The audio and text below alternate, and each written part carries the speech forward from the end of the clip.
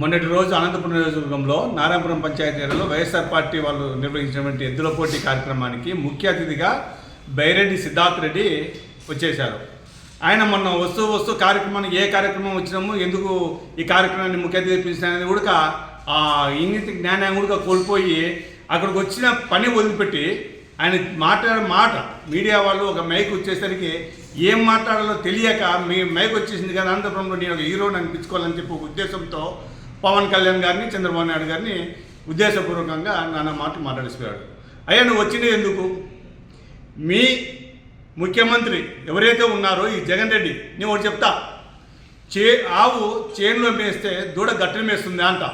ఎందుకు అంటే మీ జగన్ రెడ్డి గుడక ప్రభుత్వ కార్యక్రమాలకు ఏదైతే వస్తాడో ఆ కార్యక్రమాల్లో గుడక, అటువంటి కార్యక్రమాల్లో గుడక విద్యార్థుల కార్యక్రమాలు అయితేనేమి, తర్వాత మహిళల కార్యక్రమాలు అయితేనేమి, ఏ వచ్చినా మా అధ్యక్షుడు పవన్ కళ్యాణ్ గురించి దూషించడం తప్ప అతని పెళ్ళిళ్ళ గురించో లేకపోతే అతని వ్యక్తిగతంగా ఏదో ఒకటి మాట్లాడడం తప్ప వేరే కార్యక్రమాలు ఏమన్నా మేము ఏ కార్యక్రమం గురించి ఏం చేస్తున్నామని చెప్పి ఏమన్నా ఆయనకు లక్షణాలు ఉన్నాయా?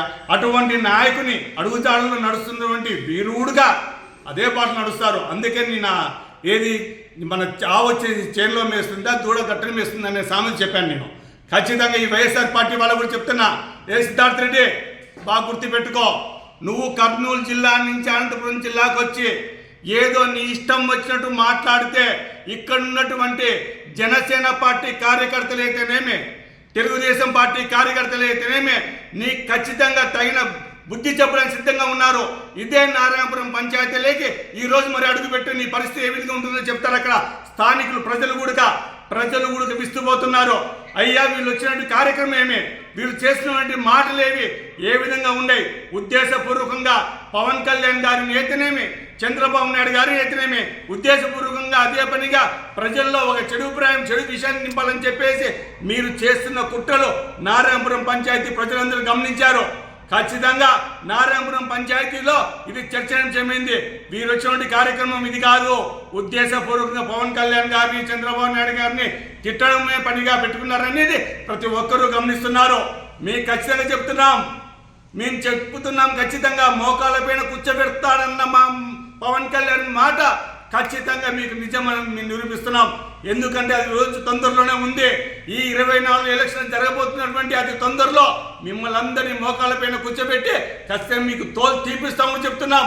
మా పవన్ కళ్యాణ్ సార్ చెప్పినట్లు ఖచ్చితంగా మీకు తోలు తీసే రోజు దగ్గరలో ఉన్నాయి. ఖచ్చితంగా మీరందరూ మీ నాయకులతో పాటు ఎవరైతే ఒత్తాసు పలుకుతున్నారో మీరందరూ ఖచ్చితంగా జైలు ఊచలు లెక్క పెట్టే రోజు అతి తొందరలో ఉందని తెలియజేస్తున్నాము.